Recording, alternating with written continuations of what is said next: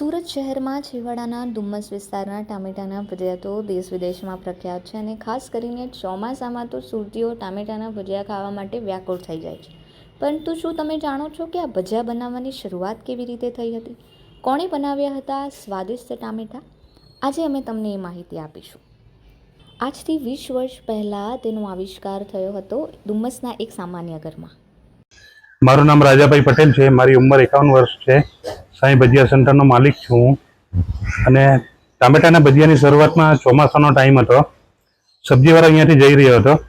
એમાંથી મેં ટામેટું લીધું અને રેગ્યુલર આપણો જે ઘરનો મસાલો આવે એ લગાવીને પહેલું ટામેટાનું ભજીયું બનાવ્યું અને અમે પોતે જ ખાધું હતું અને અમને ખાવામાં મજા આવી. અને પછીથી અમે મસાલાની અંદર વધારો સુધારો કરી અને ટામેટાના ભજીયા ચાલુ કર્યા અને લોકોને પસંદ આવ્યા અને લોકોએ ટામેટાના ભજીયા ખાવાનું ચાલુ કરી દીધું. વોન્ટેડ પ્લેસ તરીકે જાણીતા ડુમ્મસ વિસ્તારમાં દરરોજ હજારોની સંખ્યામાં સહેલાણીઓ બીચ પર ખાણીપીણીની મજા કરવા માટે આવતા હોય છે, જેમાં તેમના અતિ પ્રિય છે ટામેટાના ભજીયા.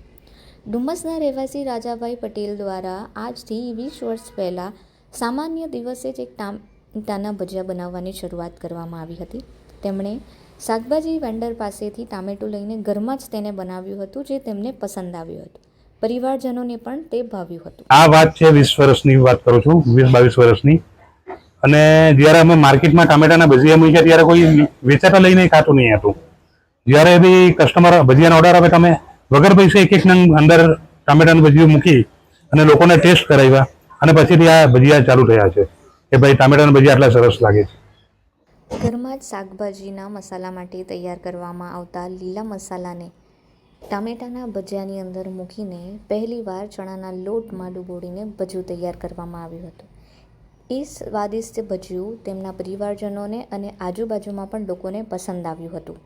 લોકોને ખબર નહોતી કે ટામેટાના ભજીયા શું છે, જેથી કરીને તેમના દ્વારા કાંદા અને બટાકાની પૂરીના ભજીયાની અંદર એક ભજીયું મૂકીને તેમને ફ્રીમાં આપીને રિવ્યૂ લેવામાં આવતા હતા. કે ત્યારબાદ લોકો સામેથી જ આવીને ટામેટાના ભજીયા માંગતા થયા અને આ રીતે ધીરે ધીરે ટામેટાનો વ્યાપ સમગ્ર શહેરભરમાં ફેલાયો અને લોકોના અતિ પ્રિય બની ગયા છે. અને પછી ગ્રાહક લોકોને અમે મફતના ભજીયા ખવડાવ્યા.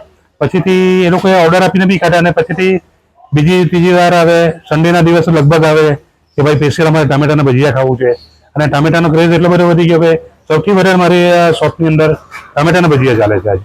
ચોમાસામાં ભીંજાઈને જ્યારે સહેલાણીઓ ફરવા માટે આવતા હોય છે ત્યારે ગરમાટો મેળવવા માટે તેઓ અચૂક ભજીયા લે છે અને તેમાં પણ ટામેટાના ભજીયા ગરમ હોવાથી આજે એટલા બધા પ્રિય થઈ ગયા છે કે એક પણ સહેલાણી ટામેટાના ભજીયા ખાધા વગર ડુમ્મસમાંથી બહાર પગ મૂકતો નથી. કેટલાક સહેલાણીઓ તો પાર્સલ પણ લઈ જાય છે, જેથી ઘરના વ્યક્તિઓ પણ આરોગ્ય. રવિવારના દિવસે મારે 3 વાગે દુકાન ઓપન કરવું પડે મરસકે અને રેડી કરવું પડે. 5-5:30 વાગે મારા કસ્ટમર ચાલુ થઈ જાય છે.